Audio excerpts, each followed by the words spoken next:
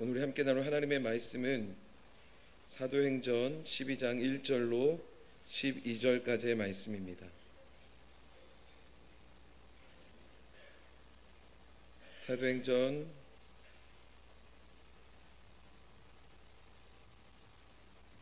12장 1절로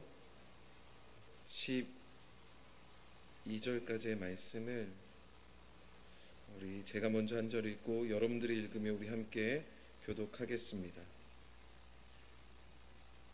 그때에 헤롯 왕이 손을 들어 교회 중에서 몇 사람을 해하려 하여 요한의 형제 야고보를 칼로 죽이니 유대인들이 이 일을 기뻐하는 것을 보고 베드로도 잡으려 할세 때는 무교절 기간이라. 잡음에 옥에 가두어 군인 내식인 내 패에게 맡겨 지키고 6월절 후에 백성 앞에 끌어내고자 하더라. 이에 베드로는 옥에 갇혔고 교회는 그를 위하여 간절히 하나님께 기도하더라. 헤롯이 잡아내려고 하는 그 전날 밤에 베드로가 두 군인 틈에 두 쇠사슬에 매어 누워 자는데 파수꾼들이 문 밖에서 옥을 지키더니 호련히 주의 사자가 나타나매 옥중에 광채가 빛나며 또 베드로의 옆구리를 쳐 깨워 이르되 급히 일어나라 하니 쇠사슬이 그의 손에서 벗어지더라. 천사가 이르되 띠를 띠고 신을 신으라 하거늘 베드로가 그대로 하니 천사가 또 이르되 겉옷을 입고 따라오라 하는데 베드로가 나와서 따라갈새 천사가 하는 것이 생시인 줄 알지 못하고 환상을 보는가 하니라. 이에 첫째와 둘째 파수를 지나 시내로 통한 쇠문에 이르니 문이 저절로 열리는지라. 나와서 한 거리를 지나매 천사가 곧 떠나더라. 이에 베드로가 정신이 들어 이르되 내가 이제야 참으로 주께서 그의 천사를 보내어 나를 헤롯의 손과 유대 백성의 모든 기대에서 벗어나게 하신 줄 알겠노라 하여 깨닫고 마가라 하는 요한의 어머니 마리아의 집에 가니 여러 사람이 거기에 모여 기도하고 있더라. 아멘. 잠시 기도하겠습니다. 하나님 감사합니다. 오늘 이 시간 하나님께서 주시는 귀한 말씀을 듣습니다. 우리의 심령을 붙잡아 주시고 이 말씀을 통하여 주의 놀라운 은혜가 우리의 삶에 가득 넘치며 그 은혜로 어떤 어려움도 이겨나가는 복된 우리 개동교회 성도 되게 도와주옵소서. 감사드리며 예수님의 이름으로 기도드렸습니다. 아멘. 할렐루야. 젊어서 고생한다라는 이야기가 있습니다. 물론 젊어서 고생하는 거 사서도 한다라는 이야기 들으면 저도 이제 50이 넘어가니까 이 말에 제가 지금 마이크가 이상한데 괜찮으신가요? 울리지 않으시나요? 네, 여기랑 거기가 이게 좀 차이가 있는 것 같습니다. 젊어서 고생은 사서도 한다라는 말이 있는데 물론 저는 이 말에 동의하고 이거 좋은 말이라고 분명히 생각합니다.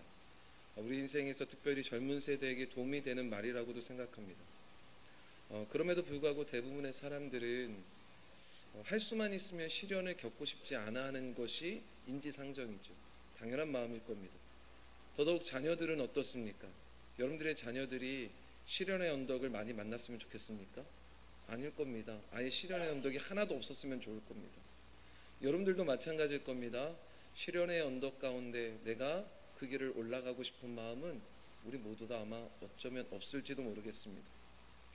저의 배에는 굉장히 큰 흉터가 있습니다. 큰 수술을 받았고 그 흉터로 지금도 매일 옷을 갈아입을 때나 샤워를 할 때면 저의 그 흉터 자국을 매일 보게 됩니다. 그리고 그 흉터를 보면서 매일 하루를 시작합니다. 근데 이 흉터는 저에게 놀라운 은혜의 흉터죠. 왜냐하면 이 흉터를 통해서 하나님이 아버지를 살리셨고 이 흉터를 통해서 제가 하나님만을 의지하는 사람으로 살아갈 수 있도록 하나님이 인도해 주셨으니 이 흉터는 저에게 흉이라기보다는 은혜의 흉터라는 마음을 늘 갖습니다. 그러나 저에게 다시 그 시절로 만약에 너 돌아갈래? 너 그 시절로 돌아가서 다시 할래? 하면 하고 싶지는 않습니다. 왜냐하면 그때 저와 저의 가족들에게 하루하루는요 정말 매일 시련의 언덕이었습니다. 매일 시련의 언덕. 저는 어릴 때 왜 하나님을 우리가 이렇게 열심히 믿는데, 특별히 부모님들은 하나님을 섬기면서 새벽부터 나가서 저녁 늦게까지 저희들하고 놀아줄 시간, 저희들을 돌볼 시간도 없이 그렇게 오직 하나님을 위해서 그렇게 섬기고 하나님을 따라가는데, 왜 하나님께서 우리의 가정에 이런 어려움을 주실까? 왜 우리의 가정을 이렇게 인도하실까? 저는 굉장히 이해가 되지 않았습니다. 아마 여러분들도 마찬가지일 겁니다. 여러분들의 삶 가운데 수없이 많은 어려운 시련의 언덕들, 여러분 그걸 만나면 이런 언덕 왜 나에게 주셨는지 이해할 수 없고, 그래서 피하고 싶고, 그 언덕을 힘들게 오르는 것 안 하고 싶을 겁니다. 그럼에도 불구하고 우리의 삶에 크고 작은 시련의 언덕은 계속 다가옵니다. 심지어 하나님의 인도를 따라서 가는 길에도 우리가 예상할 수 없는 크고 작은 시련의 언덕, 여러분 이거요 굉장히 많이 찾아옵니다. 요셉을 한번 생각해 보실래요? 요셉은 우리가 잘 아는 것처럼 국무총리가 되었지만, 여러분 요셉은 국무총리가 되기 전에 형제들의 미움을 받아서요 애굽의 종으로 팔려갔죠. 종으로 가면서 조금만 뭔가 이루어질 만하고 사람들에게 인정을 받을 것처럼 이제 좀 괜찮게 살겠다라는 생각을 드는 순간, 여러분 억울한 누명을 쓰고 감옥에 갇힙니다. 감옥에 가서도 누군가의 꿈을 해석해 줍니다.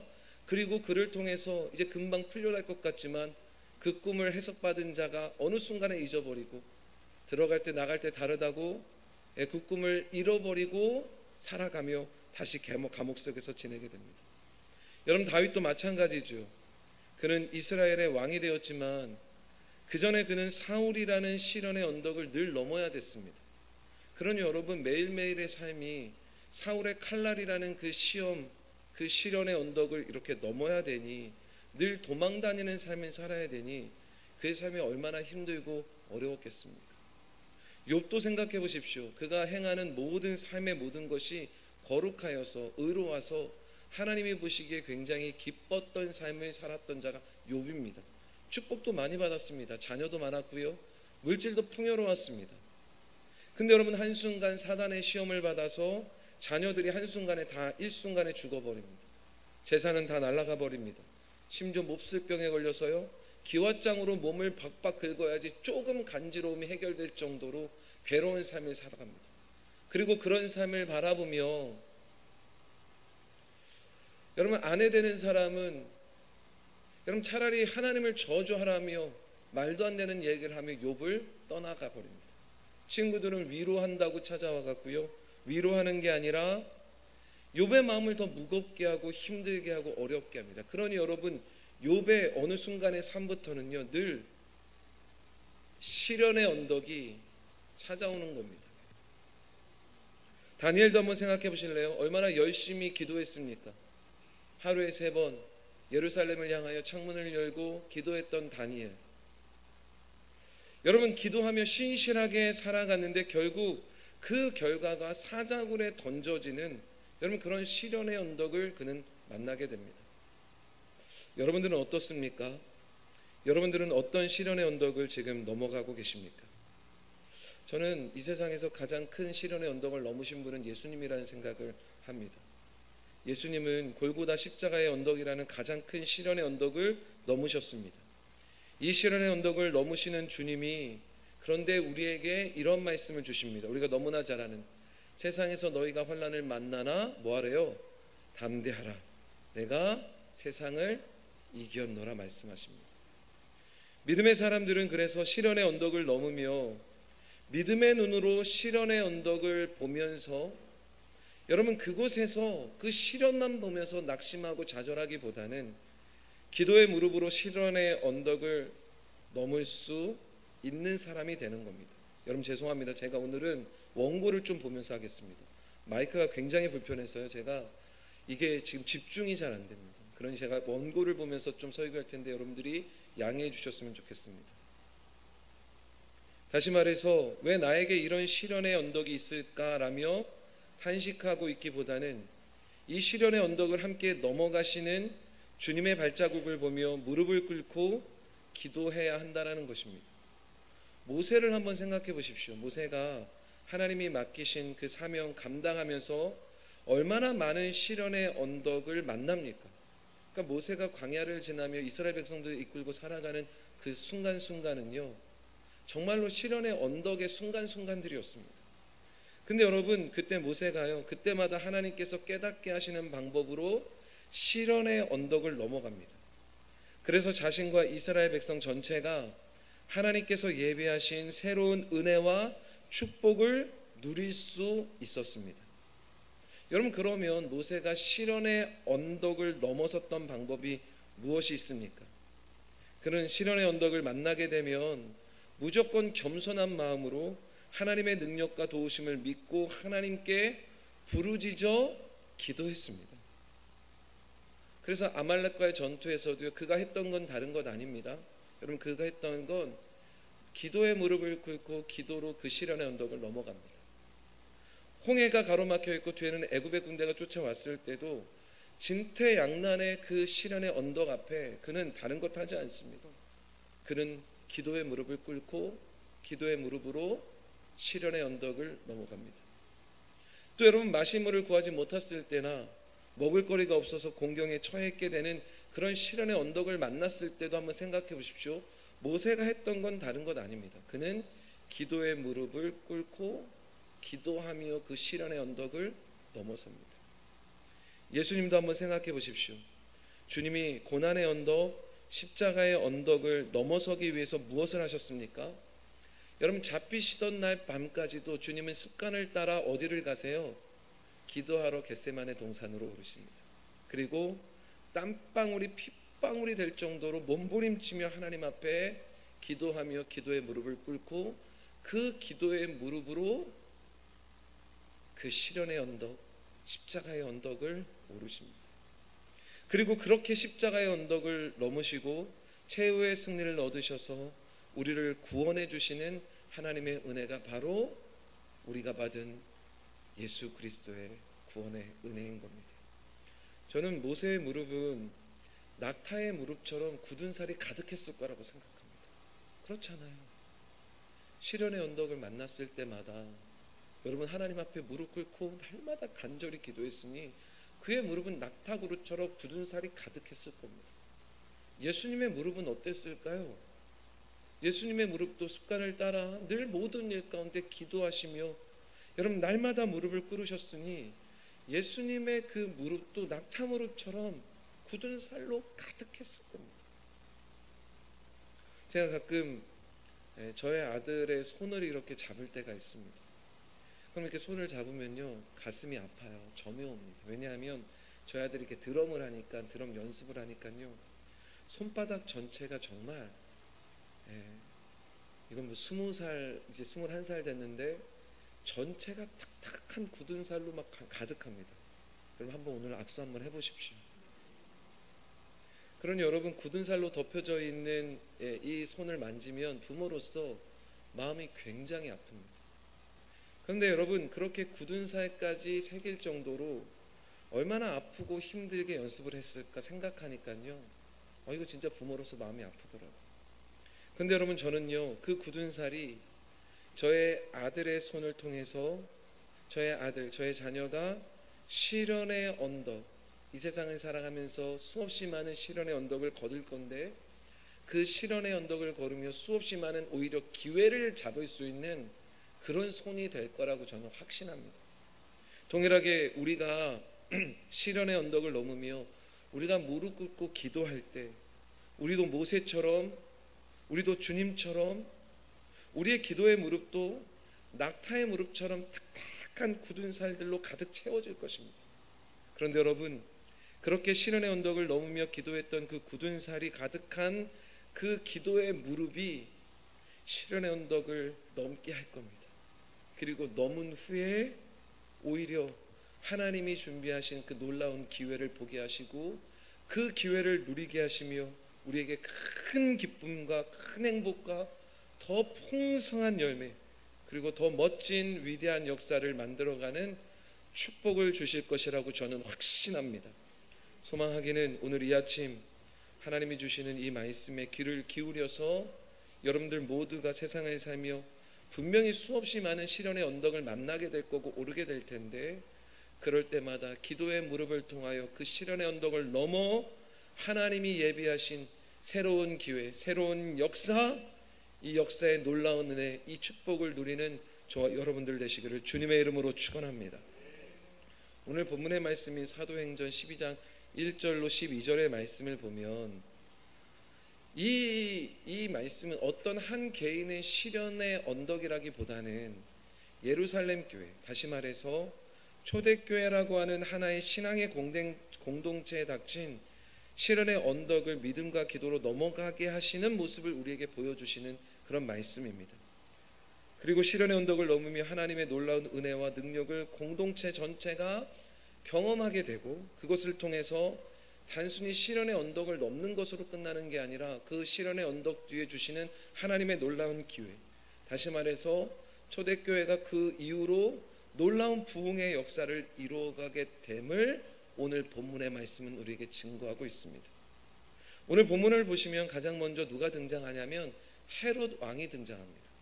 근데 여러분, 여기서 나오는 헤롯 왕은 아기 예수께서 태어나실 때 그 헤롯 왕과는 완전히 다른 헤롯 왕입니다. 여러분, 아기 예수께서 태어나셨을 때 헤롯 왕은 지금 우리가 읽고 있는 이 사도행전 12장의 이 헤롯 왕의 할아버지입니다.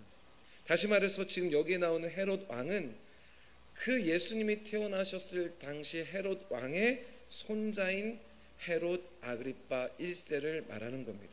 근데 여러분, 이 헤롯 아그리파 1세는요 유대인들의 환심을 살려고 굉장히 노력했던 사람입니다. 왜냐하면 유대인들의 삶, 유대인들의 관심을 받아야, 환심을 받아야 자기가 유대 땅을 통치하기가 굉장히 쉽거든요.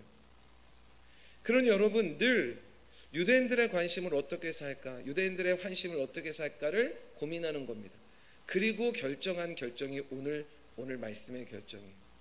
가만히 보니까요, 유대인들 전체가 여러분 초대교회 성도들을 다 미워하는 겁니다. 모든 유대인들이요 교회를 미워하는 겁니다. 그러니 여러분, 유대인들의 환심을 사고 싶은 이 헤롯이 어떤 일을 저지르냐면, 유대인들의 환심을 사기 위해서 사도들 중에 한 명인 야고보를 잡아서 죽여버립니다. 너무나 빨리 죽여버립니다.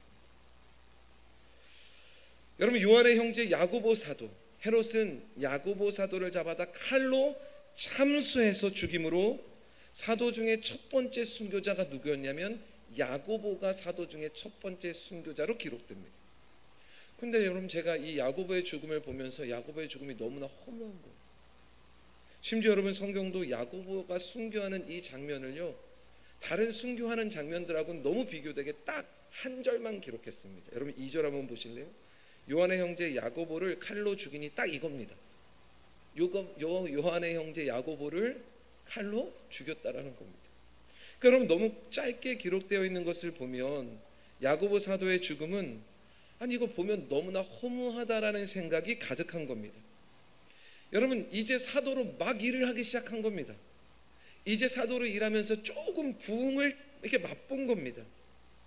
여러분, 이제 복음의 사역이 조금 왕성하게 시작되는 여러분 그런 출발 시점입니다.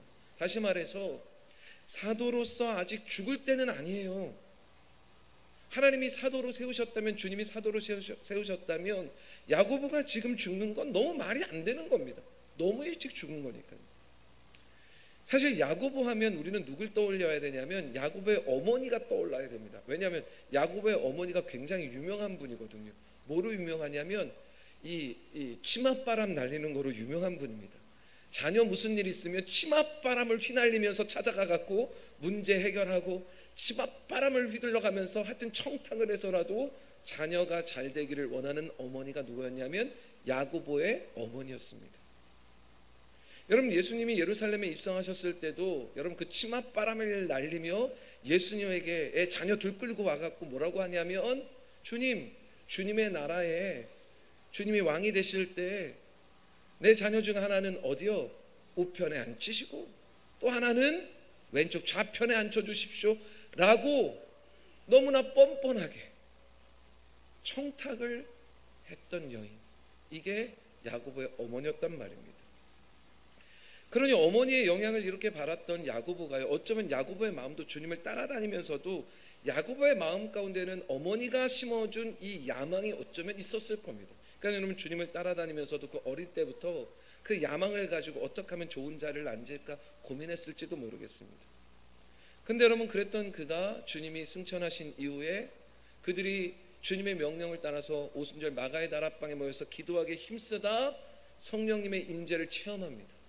성령님이 그 가운데 임재하셨더니요, 그래서 성령의 은혜를 받았더니 그 전까지 받았던 철없던 그 생각, 모든 마음 다 내려놓고 이제 정말로 복음의 전도자, 정말로 진짜 사도로서 본격적으로 잘 사역을 해봐야지 하며 이제 사역을 같이 시작한 겁니다.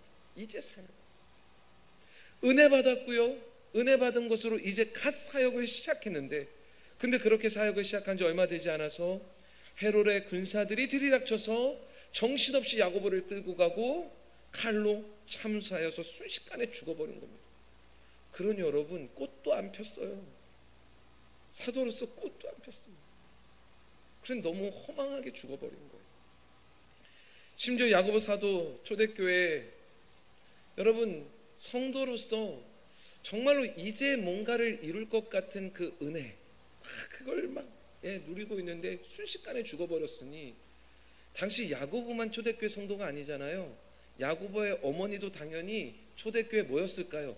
성도였겠죠. 저는 추측하기로는 야고보의 어머니도 마가의 다락방에서 기도한 120명 중에 한 명이라고 생각합니다. 그러니 여러분, 야고보의 어머니가 예전 같으면요, 성령의 은혜 받기 전에, 여러분 만약 야고보가 잡혀갔다면 야고보의 어머니 뭐 했을까요? 치맛바람을 휘날리면서 찾아가고 청탁하고 돈 주고 어떻게 해서든 꺼내오려고 그랬을 겁니다. 그런데 여러분, 성령을 받은 다음에 야고보의 어머니의 모습이 성경에 없어요. 아들이 잡혀갔는데요. 그전에는 어떻게 해서라도 높은 자리에 앉히려고 애썼던 그 야고보 어머니가, 근데 여러분 지금은요, 아들이 잡혀갔는데도 야고보의 어머니의 모습이 없어요. 여러분, 성령의 은혜를 받은 다음에는 그전에는 어떻게든 정치적 술수를 써서라도 청탁을 해서라도 야고보를 살리려 했을 텐데, 성령의 은혜를 받은 이 어머니 뛰쳐나오지 않습니다. 저는 오히려 요한과 야고보의 어머니, 여러분 성령의 은혜를 받은 다음에 초대교회 성도로서 아들이 지금 잡혀가서 순식간에 차명에 처해지는 이 시련의 언덕을 기도하며 넘어가고 있었다고 저는 생각합니다. 예전 같으면 권력자들을 만나러 다녔을 겁니다. 헤롯을 만나서 얼마면 되냐고 내가 막 청탁했을 겁니다. 난리도 아니었을 겁니다. 근데 여러분, 야고보의 어머니는 아마도 이 시련의 언덕을 지금 어떻게 건너냐면 기도의 무릎을 꿇고, 사도로서 아직 피지도 못했는데 잡혀가 죽어가는 그 모습을 보면서도 기도의 무릎을 꿇고 그 언덕을 넘어가는 거예요. 심지어 당시의 분위기가 어땠는지 성경이 기록하고 있는데, 야고보를 죽일 때 이 죽인 일로 인해서 유대인들이 굉장히 기뻐했다라고 성경이 기록합니다. 여러분 이거 한번 찾아볼까요? 여러분 3절의 말씀을 우리 함께 읽어보겠습니다. 우리 3절의 말씀 우리 함께 읽겠습니다. 시작. 유대인들이 이 일을 기뻐하는 것을 보고 베드로도 잡으려 할세 때는 무교절 기간이다. 여러분 여기서 지금 유대인들이 기뻐했다라는 단어는요, 이 기분이 굉장히 좋은 겁니다. 굉장히 만족스러운 상태를 말하는 겁니다. 기분 좋게 만족할 정도로 유대인들이 기뻐하고 있는 모습, 그걸 지금 성경이 기록해요. 근데 여러분, 그 모습을 누가 보고 있냐면 헤롯이 보고 있는 거예요. 유대인들의 환심을 사고 싶었거든요. 그래서 야고보 사도를 잡아다 죽인 것 아닙니까? 근데 그 죽인 일로 인해서 유대인들이 다 기뻐하고 만족해 하니까 헤롯이요, 어떤 마음이 드냐면 여기서 그치면 안 되겠다는 생각을 갖습니다. 그래서 한 걸음 더 나아가서 유대인들이 미워하는 그 교회의 수장인 그 지도자인 베드로를 잡아다가 죽이면 유대인들이 나를 더 인정하고 유대인들이 나에게 더 적극적으로 협력하겠지, 이런 마음을 갖습니다. 그래서 여러분, 야고보 사도를 죽인 다음에 베드로를 즉시 잡아다가 여러분 옥에 가두어 버립니다. 아주 정치적으로 유월절과 무교절의 기간에 잡아버립니다. 왜냐하면 무교절과 유월절과 무교절은 이게 붙어 있는데 유월절과 무교절에는 이스라엘 백성들이 어디로 와요? 예루살렘으로 다 모여든단 말입니다. 물론 유월절과 무교절에는요 사람을 처형할 수는 없습니다. 그때는 처형이나 이런 게 안 돼요. 그런데도 그날 잡아들인 건 유월절이 끝나고 무교절이 끝나면 이스라엘 백성들이 예루살렘에 가득 모이니 그때 베드로를 잡아 죽이면 유대인들이 모여있다가 다 볼 것 아니에요. 그러니 얼마나 많은 사람들이 자기를 환대해주고 자기의 정치적인 입자가 얼마나 단단해지겠습니까? 그래서 여러분 지금 베드로를 잡아 가둔 겁니다. 그런데 여러분 지금 이렇게 긴박한 상황 가운데 감옥에 잡혀있는 베드로의 모습을 성경이 기록하고 있는데 베드로가 그때 뭐하고 있는 줄 아십니까? 6절 말씀 보십시오. 6절 말씀 우리 함께 읽어볼까요? 6절 말씀 함께 읽겠습니다. 시작. 헤롯이 잡아내려고 하는 그 전날 밤에 베드로가 두 군인 틈에서 두 쇠사슬에 매여 누워 자는데 파수꾼들이 문 밖에서 목을 지키더니. 여러분 지금 베드로가 사형 집행 전날 베드로가 지금 뭐하고 있는지를 기록하는데 베드로가 뭐하고 있습니까? 여러분 백성들 앞에서 베드로를 처형하려고 옥에 가두었는데 베드로는 그 감옥에서 여러분 자기를 감시하는 두 사람 사이에 껴갖고 뭐하고 있어요? 주무시고 계십니다. 저는 베드로가 진짜 대단한 것 같아요. 이게 사도가 되고 은혜가 받고 막 성령 충만해도 이 성격은 안 바뀌는 것 같아요. 여러분 당장 죽음이 눈앞에 있단 말입니다. 베드로도 알 거예요. 근데 여러분 저 같으면 잠이 오지 않을 것 같거든요. 여러분들 같으면 잠이 오시겠습니까? 근데 여러분 베드로가 지금 뭐 하고 있습니까? 그곳에서도 쿨쿨 잠을 잡니다. 코도 골았을 겁니다. 그러니까 여러분 베드로 굉장하죠. 당장 죽음 앞에서도 여러분 잠을 자고 있습니다. 이게 무슨 믿음이 좋은 건지 성격이 그런 건지 하여튼 대단한 자입니다. 근데 여러분 베드로가 그렇게 쿨쿨 잠을 자고 있는 그 순간, 아니 어찌 보면 그 전부터죠. 여러분 밖에서도 어떤 일들이 계속 벌어지고 있었습니다. 어떤 일이 벌어지고 있냐면 5절을 보세요. 베드로는 잠을 자고 있는데 당시에 깨어있는 무리들이 있는 거예요. 5절 함께 읽을까요? 시작. 베드로는 옥에 갇혔고 교회는 그를 위하여 간절히 하나님께 기도하여. 여러분 이런 안타까운 상황을 만났을 때 야고보 사도는 잡혀가서 목에 칼을 맞아갖고 참상에서 죽지요. 심지어 이런 상황 가운데 어려운 상황 가운데 여러분 너무나 이건 순식간에 이루어졌으니 어떻게 하면서 여러분 예루살렘 교회 성도들이 막 모였습니다. 근데 막 모여지고 있는 중에 베드로 사도도 잡혀간 겁니다. 그러니 여러분 이 안타까운 상황 가운데 모였던 성도들이 뭐 하기 시작하냐면 요한의 어머니 마리아의 집에 모여서 한 마음이 되어서 계속 기도하기 시작합니다. 간절히 기도하기 시작합니다. 저는 여기에 누구도 있을 거라고 추측하냐면 야고보 사도의 어머니도 있었을 거라고 저는 추측합니다. 그리고 그렇게 기도하며 시련의 언덕을 넘어가고 있는 것. 사실 당시 상황으로 보면 베드로가 구출될 수 있거나 여러분 베드로가 풀려난다? 이거는 기대할 수도 없는 일입니다. 그럼에도 예루살렘 교회 성도들은 하나님의 역사를 믿고 한 곳에 모여서 하나 되어 간절히 기도한 겁니다. 여러분 우리가 기도할 때 잊지 말아야 되는 것 있습니다. 뭘 잊지 말아야 되냐면 무언가 가능성이 조금이라도 보여야 기도하는 것, 이건 기도 아닙니다.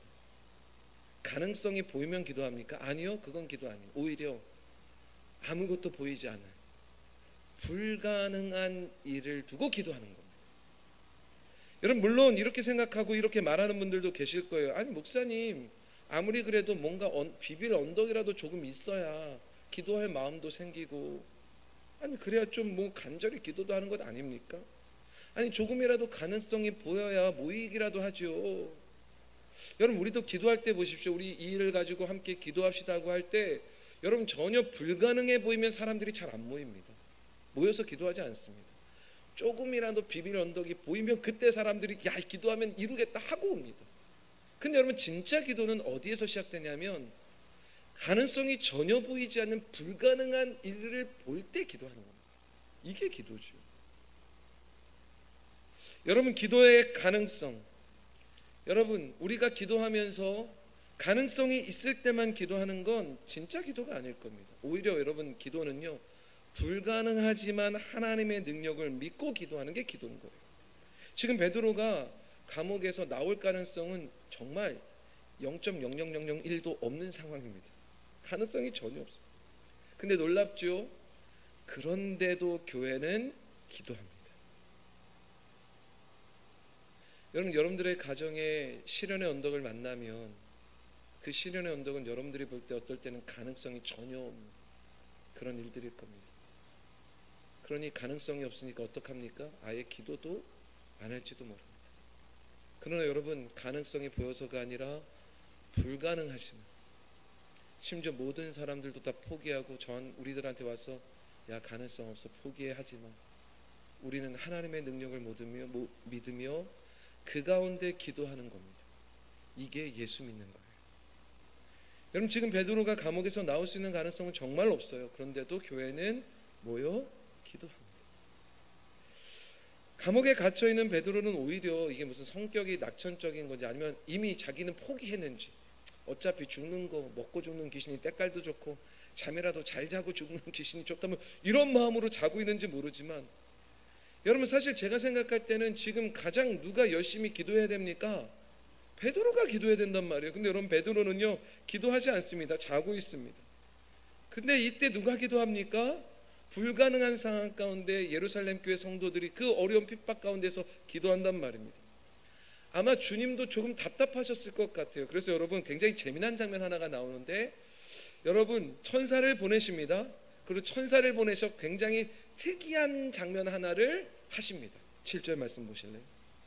7절 말씀 우리 함께 읽어보겠습니다. 시작.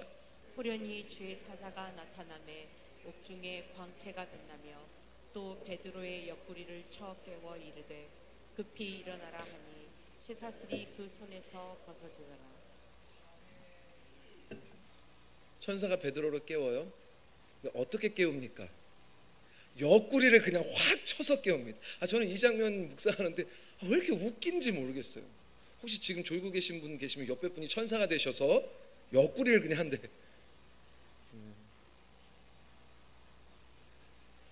천사도 얼마나 답답했는지 여러분, 자고 있는 베드로의 옆구리를 꽝 치웁니다. 그리고 외치는 거예요. 급히 일어나라고. 자고 있을 때가 아니에요. 베드로도 기도하고 있어야 될 때요.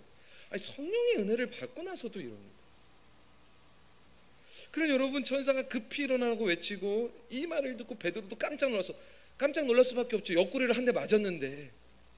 그러니 여러분, 베드로가 깜짝 놀라서 일어나는 겁니다. 근데 놀라워요. 베드로가 일어났더니요, 풀리지 않을 것 같았던 묶여있던 쇠사슬이 풀려져 있는 겁니다. 그러자 천사가 다시 베드로에게 말해요. 띠를 띠라고, 혁대하라는 거죠. 그리고 신을 신으라고. 그리고 베드로가 그대로 합니다.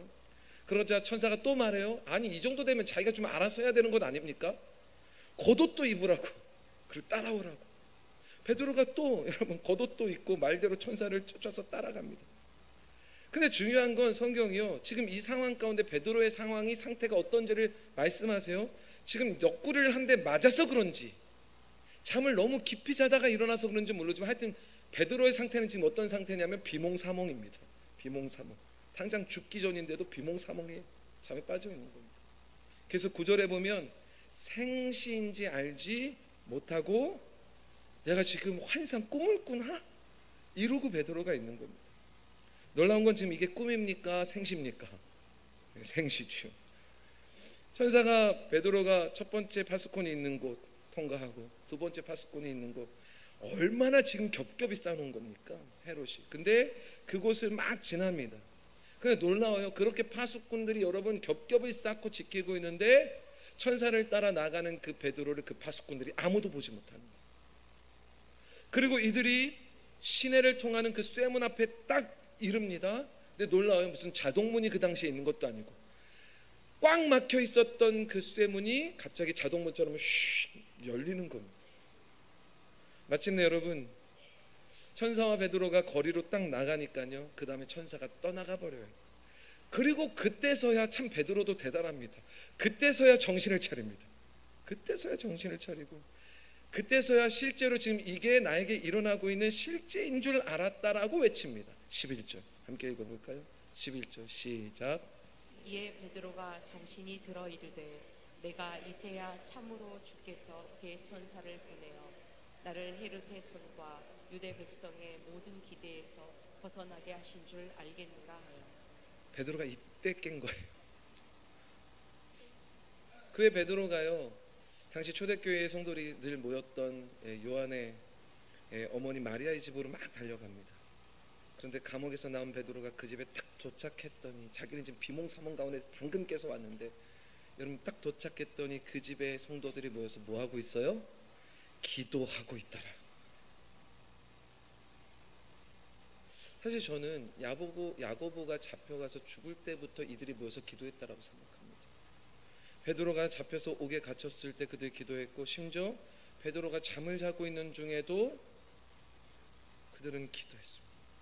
베드로가 천사를 만나서 풀려가고 있는 중에도 그들은 쉬지 않고 기도의 무릎을 꿇고 그 무릎에 굳은 살이 배길 정도로 기도했던 겁니다. 여러분, 하나님께서 성도들의 이러한 간절한 기도를 들으십니다. 아멘이세요? 하나님은요, 우리의 기도의 무릎, 그 낙타 무릎같이 두꺼워진 굳은 살이 배긴 그 무릎의 기도를 하나님은 반드시 들으십니다. 그래서 천사를 동원해서 베드로를 감옥에서 구해내신 거예요. 그러니 여러분, 교회가 오직 기대할 수 있는 것, 교회가 오직 가질 수 있는 그 능력이 뭐가 있을까? 교회가 가질 수 있는 능력은 오직 하나입니다. 기도의 무릎입니다. 기도의 굳은 살이에요. 교회가 기도할 때 기도로 어떤 권력이나 어떤 힘이 우리에게 시련의 언덕을 만들며 우리를 그 언덕 가운데 놓이게 할지라도, 여러분, 교회가 그 시련의 언덕을 넘어갈 수 있는 것, 성도들의 가정이 그 시련의 언덕을 넘어갈 수 있는 건, 여러분, 갑자기 그 언덕이 갑자기 평지가 돼갖고 편안하게 가는 이런 게 아니라 그 시련의 언덕을 반드시 넘어가게 될 텐데, 넘어갈 수 있는 힘은 오직 기도의 무릎밖에 없는 거예요. 우리 개동교회 모든 성도들이 이 기도의 능력, 기도의 무릎, 기도의 굳은 살이 우리 무릎에 다 굳게 박히기를 주님의 이름으로 축원합니다. 많은 성도님들이 제가 벌써 개동교회 와서 9년차 목회하니까 이제 대충 저의 목회관, 저의 목회 방침을 아실 겁니다. 그런데도 가끔 저한테 물으시는 분이 있어요. 심지어 매년 물으시는 분이 있습니다. 목회 방침이 뭐냐? 여러분, 저의 목회 방침은 너무 간단해요. 여러분들이 기도하시는 겁니다. 제 목회 방침이 뭐가 있겠습니까? 여러분들이 기도하시는 거죠. 저의 목회 방침은 너무 간단해요. 여러분들이 간절히 하나님 앞에 예배드리는 겁니다. 우리가 하나님 앞에 예배하고 받은 은혜를 가지고 선교하고 전도하는 겁니다. 우리가 여러분 세상의 그 어떤 것을 따라 살아가는 게 아니라 하나님의 말씀을 따라 말씀에 순종하며 사는 겁니다. 여러분, 너무 간단하잖아요. 이게 저의 목회관이에요. 이게 목회 철학이고 목회 방침입니다. 왜냐하면 이게 교회의 힘이고 이게 성도들의 능력이 되기 때문에 그런 겁니다. 사도행전의 12장에 보면 헤롯이, 아그리파 1세였던 헤롯이 교회를 핍박하기 위해서 야고보 사도를 죽인 것으로부터 시작됩니다. 근데 여러분 12장 마지막으로 가면 여러분 결국에는 결과가 어떻게 되는지 12장이 우리에게 설명하는데, 여러분 이 헤롯이 굉장히 막 들떠갖고 막 자기가 막 이긴 것처럼 제가 대단한 것처럼 막 하지만 결국에는 이 헤롯이 하나님의 징벌을 받아서 순식간에 죽어버립니다.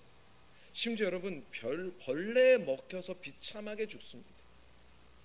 야고보는 죽어요. 그의 순교는 꽃도 피지 못한 어린 나이의 순교지만, 그런데 그로부터 시작된 시련의 언덕. 그런데 여러분, 성도들이 기도하기 시작하고 베드로가 잡혀가서 그 시련의 그 정점에 이르렀을 때, 여러분 성도들이 간절히 낙타의 무릎이 되는 것처럼 기도의 그 굳은 살들이 막 배겨갈 때, 놀랍게도요, 그렇게 시련이 끝나는 것이 아니라 하나님의 승리로 원수가 무너지고 하나님의 말씀은 영원히 살아계시는 놀라운 은혜로 말씀에 맞춰간단 말입니다. 다시 말해서 초대교회에 불어닥친 이 시련의 언덕은 오히려 여러분 나중에는요, 하나님이 주신 그 기회, 하나님이 주신 놀라운 역사가 펼쳐지는 시작, 여러분 스타팅되는 놀라운 축복의 시간들로 변화되어 가더란 말입니다. 그러니 우리도 마찬가지일 겁니다. 우리가 시련의 언덕을 만날 겁니다. 근데 우리가 시련의 언덕을 아무리 만날지라도 우리가 기도하며, 여러분, 우리의 기도의 무릎에 굳은 살이 박혀가기 시작하면 결국에 승리를 하나님이 우리에게 주실 겁니다. 우리 가정이 승리하는 가정이 될 겁니다. 우리의 자녀들이 승리하는 자녀가 될 겁니다. 우리 교회가 승리하는 교회가 될 겁니다. 그러니 이것이 오히려 우리에게 하나님이 주신 기회임을 기억하셔야 되는 겁니다. 그러니 시련의 언덕이 닥쳐오면 시련의 언덕만 바라보며 낙심하고 포기하지 마십시오. 오히려 시련의 언덕을 넘어서 이 모든 것을 하나님의 기회로 삼으며 이 기회를 통하여 큰 은혜와 축복의 자리로 나아가는 여러분, 저와 여러분들 되시기를 주님의 이름으로 축원합니다. 찬양단 나와주실까요? 아까 제가 저의 이야기로 말씀을 시작했는데, 예수 믿어도, 예수 믿으며 밤낮 주를 위해서 일해도 여러분, 시련의 언덕은 더 많이 찾아옵니다. 그리고 그 시련의 언덕이 굉장히 높아요. 우리의 시선으로 보면 이걸 과연 내가 넘어갈 수 있을까 염려되는 정도입니다. 어떨 때는 오랜 질병으로 인해서 여러분 고생하는 그 시련의 언덕이 우리에게 있고요. 사업의 실패, 실직, 그래서 물질의 문제, 경제적인 문제의 언덕을 넘어갈 때도 있을 겁니다.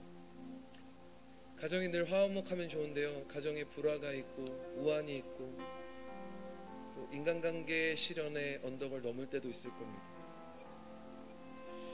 여러분, 우리의 마음의 상처를 얼마나 많이 받는지 말 한마디에도 여러분 어느 순간에 지금도 이렇게 괜찮다가 밥 먹다가 누군가의 말 한마디 시련의 언덕이 갑자기 확 생겨버립니다. 믿음도 마찬가지예요. 우리 믿음 되게 굳건하다고 생각했는데 믿음의 상처를 받고 신앙생활의 신앙의 언덕을 만날 때도 굉장히 많습니다. 이러한 문제들은요, 우리를 절대로 피하지 않아요. 절대로 우리를 피해서 예수 믿으니까 피해가야지 쏙쏙쏙쏙 피해가지 않습니다. 그런데 우리가 그런 시련의 언덕을, 그리고 그러한 눈물의 골짜기를 분명히 통과하게 될 때 놀라운 건요, 주님이 우리와 함께하고 계신다는 거예요.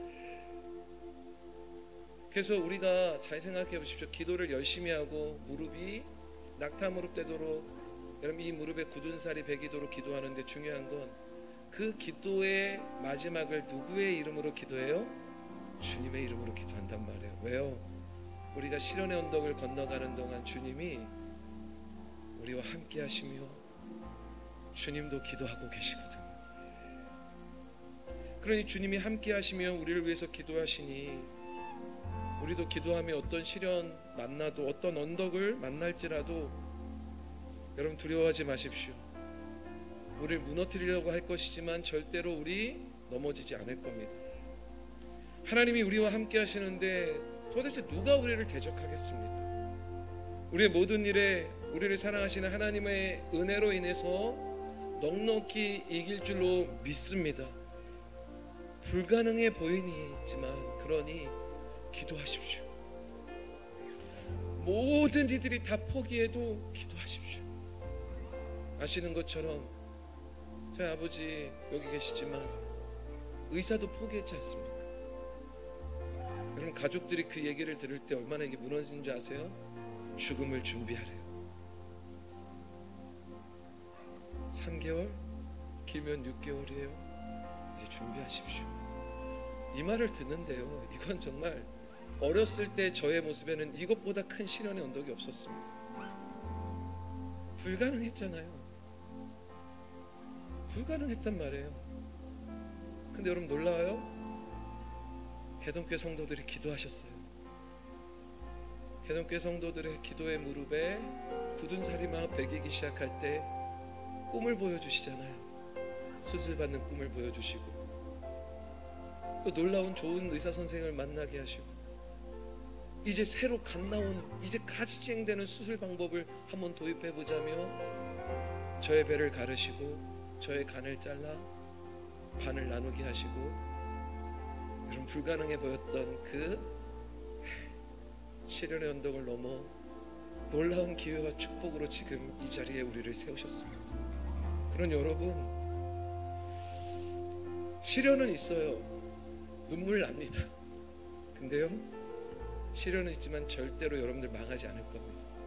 그러니 우리 기도합시다. 우리의 무릎이 낙타의 무릎이 되도록 시련의 언덕을 기도의 무릎으로 넘어가는 저와 여러분들 되시기를 주님의 이름으로 축원합니다. 그때 하나님께서 우리에게 가장 좋은 기회, 가장 좋은 축복, 가장 좋은 하나님의 역사를 우리를 통하여 이루실 줄로 믿습니다. 우리 이러한 믿음을 가지고 하루하루 살아가는 저와 여러분들 되시기를 주님의 이름으로 축원합니다. 이런 마음으로 우리 함께 찬양합시다.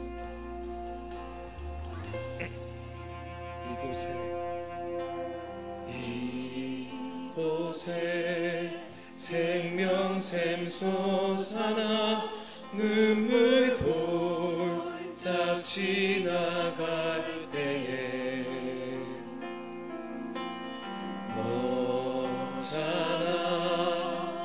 열매 맺히고 웃음소리 넘쳐나리라. 이곳에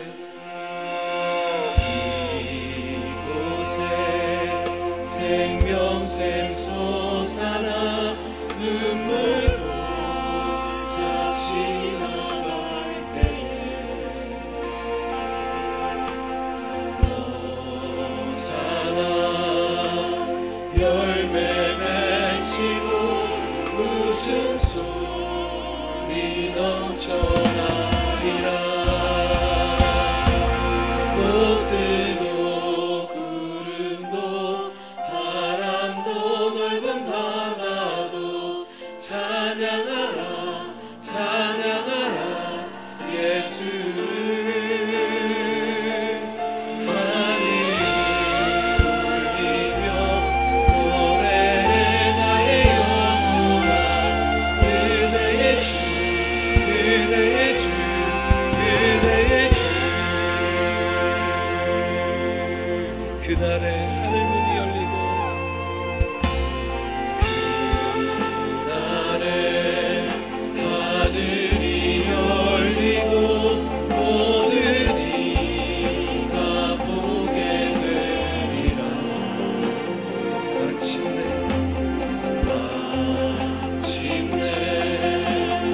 꽃들이 피고 영광의 주가 오시리라.